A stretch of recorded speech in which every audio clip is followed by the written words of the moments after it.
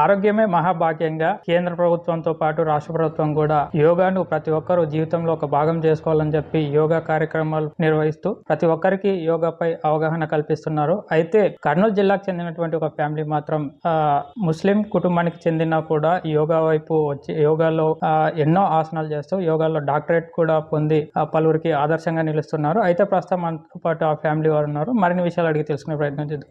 Madam చెప్పండి madam, అసలు మీరు ఈ యోగా వైపు రావాలని ఎందుకు అనిపించింది? ఎప్పటి నుంచి మీరు యోగా చేస్తారు? యోగా వచ్చేసి యోగాలో రావడానికి ముఖ్యమైన కారణం ఏంటి అంటే నేను ఒక పెద్ద పేషెంట్ అండి.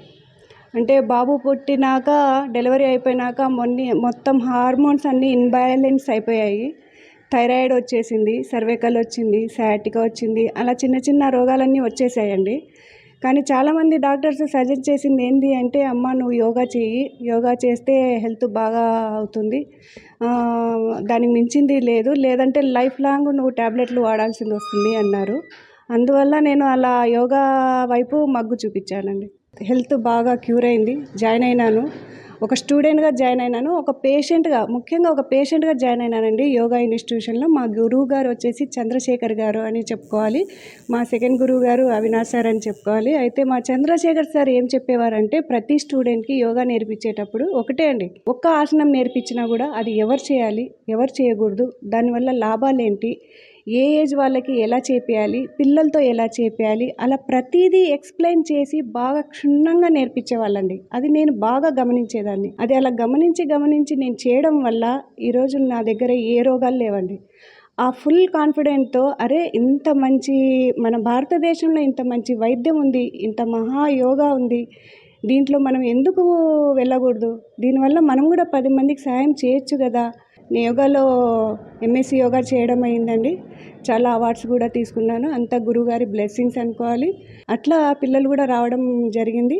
వాళ్ళు కూడా నేషనల్ ఇంటర్నేషనల్ వరకు వెళ్ళారండి. అలా యోగాలో మేము అంటే ఆ యోగాలో వెళ్ళడం వల్ల భక్తి కూడా వచ్చేసిందండి. మాకు ఒక భక్తి వచ్చింది, డిసిప్లైన్ వచ్చింది, 10 మందికి మేము చెప్పగలిగే ఆ గురువుగారి బ్లెస్సింగ్ కూడా దక్కిందండి. సాధారణంగా ముస్లిమ్స్ అంటే హిందూ దేవులకు సంబంధించి పూజలు కూడా చేయరు. వాళ్ళ ఇంట్లో హిందూ దేవులకు సంబంధించినటువంటి చిత్రపటాలు కానీ విగ్రహాలు కానీ ఇవన్నీ ఏర్పాటు చేసుకోరు. కాకపోతే మీరు ఒక ముస్లిం అయిండి కూడా అటు మీ మతాన్ని ప్రార్థిస్తూ ఇటు హిందూ మతాన్ని ప్రార్థిస్తూ రెండింటిని బ్యాలెన్సింగ్గా పూజిస్తూ ఉన్నారు. ఎట్లా అనిపిస్తుంది? నిజంగా చెప్పాలంటే ఒక ముస్లిం కుటుంబంలో పుట్టినాక చాలా బాధలు నేను కూడా ఎదుర్కొన్నానండి. అయితే బాధ లేనిది సుఖం లేదు, కష్టం లేనిది సుఖం లేదు అంటారు కదా. మా వారు బాగా ఎంకరేజ్ చేశారు, ఫుల్ సపోర్ట్ చేశారండి. తర్వాత ఒకటే అండి, యోగాలో నేనేం నేర్చుకున్నానంటే గొడవలు పడేది ఉండదు, బాధ అనేది ఉండదు, ఒకరి మీద ఒకరు చాడీలు చెప్పుకునేది ఉండదు. అంటే తప్పు దారిలో ఎప్పుడు వెళ్ళామండి మనం.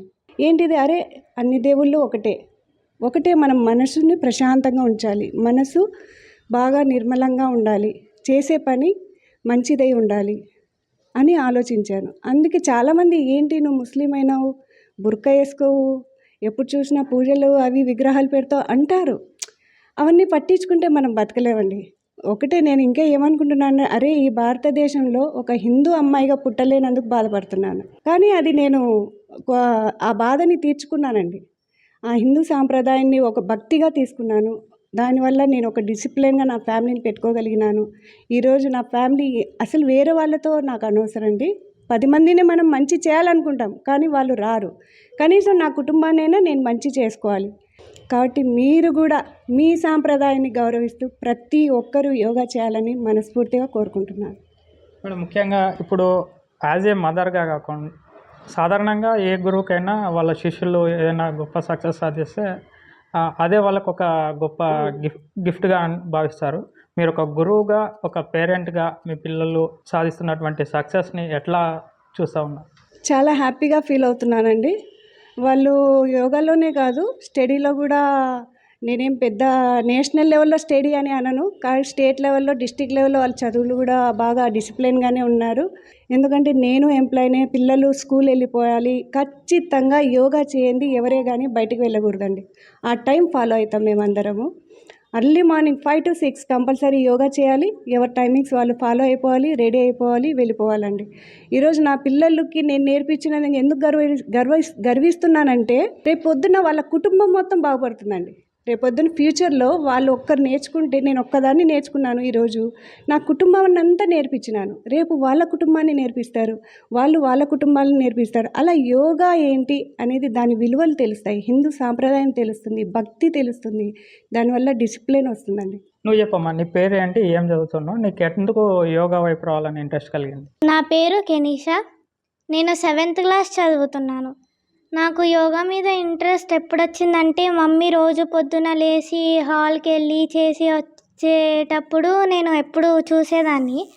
లైక్ 3rd క్లాస్లో నేను కూడా ఒకసారి చూద్దామని వెళ్ళాను. అప్పటి నుంచి నాకు ఇంట్రెస్ట్ వచ్చింది యోగాలో. మమ్మీతో పాటు చేద్దామని, మమ్మీతో పాటు ఎక్కువ నేర్చుకుందామని అలా అనుకున్నాను. ఎట్లా అనిపిస్తుంది, రోజు ఎన్ని గంటలు ప్రాక్టీస్ చేస్తావు, నీకు ఎట్లా అనిపిస్తుంది యోగా చేసే సమయంలో? యోగా చేస్తే పీస్ఫుల్గా అనిపిస్తుంది, మైండ్ రిలాక్స్గా అనిపిస్తుంది, చాలా బాగుంటుంది, చాలా మంచి ఎక్స్పీరియన్స్ కూడా ఉంటుంది యోగాలో. ప్రస్తుతం మనతో పాటు అశ్వంత్ ఉన్నారు. మరిన్ని విషయాలు అడిగి తెలుసుకునే ప్రయత్నం చేద్దాం. చెప్పండి అశ్వంత్, ముఖ్యంగా నీకు అప్పటి నుంచి ఈ యోగా ప్రాక్టీస్ చేస్తున్నావు, ఎందుకు యోగా అంటే ఇంట్రెస్ట్ వచ్చింది? సో నాకు చిన్నప్పటి నుండి నేను ఇంట్లో మా అమ్మ వాళ్ళని చూసి, అమ్మ యోగా చేయడంతో అది చూసి నాకు కూడా ఇంట్రెస్ట్ కలిగేది. అంటే అమ్మ ఏదో చేస్తుంది, మార్నింగే లేచి యోగా చేస్తుంది, నేను కూడా చేయాలి అని నాకు అలా ఇంట్రెస్ట్ వచ్చింది. నేను ఒక రకంగా ఇదంతా చేయగలుగుతున్నానంటే అది మా పేరెంట్స్ వల్లనే. అండ్ తను కూడా యోగాలో PhD చేసింది. She is an MSc yoga doctorate. And తను మమ్మల్ని ట్రైన్ చేయడం వల్ల అండ్ ఒక డిసిప్లైన్ మేనర్లో పెట్టడం వల్ల మేము ఈ స్థాయిలో ఉన్నాము. అట్ ద సేమ్ టైం ఎడ్యుకేషన్స్ని, యోగాని, మా హెల్త్ పైన ఫోకస్ చేస్తూ మా గురించి చాలా కేర్ తీసుకున్నారు. I'm feeling really very proud to have parents like her. And ప్రతి ఒక్క పేరెంట్స్ కూడా వాళ్ళ పిల్లల్ని ఇలానే సపోర్ట్ చేస్తూ ఒక డిసిప్లైన్ మేనర్లో పెట్టాలని నేను చెప్తుంటాను. అండ్ అంతే. ఇప్పటి వరకు ఎన్ని కాంపిటీషన్స్లో పార్టిసిపేట్ చేస్తావు, ఎక్కడ వరకు వెళ్ళు? ఇప్పటి వరకు ఒక 20-25 అలా కాంపిటీషన్స్ అయితే వెళ్ళాను, including states and districts all. And so నేషనల్స్కి వెళ్ళాను, అది పంజాబ్లో జరిగింది. అండ్ 5th ప్లేస్ వచ్చింది నాకు నేషనల్స్లో.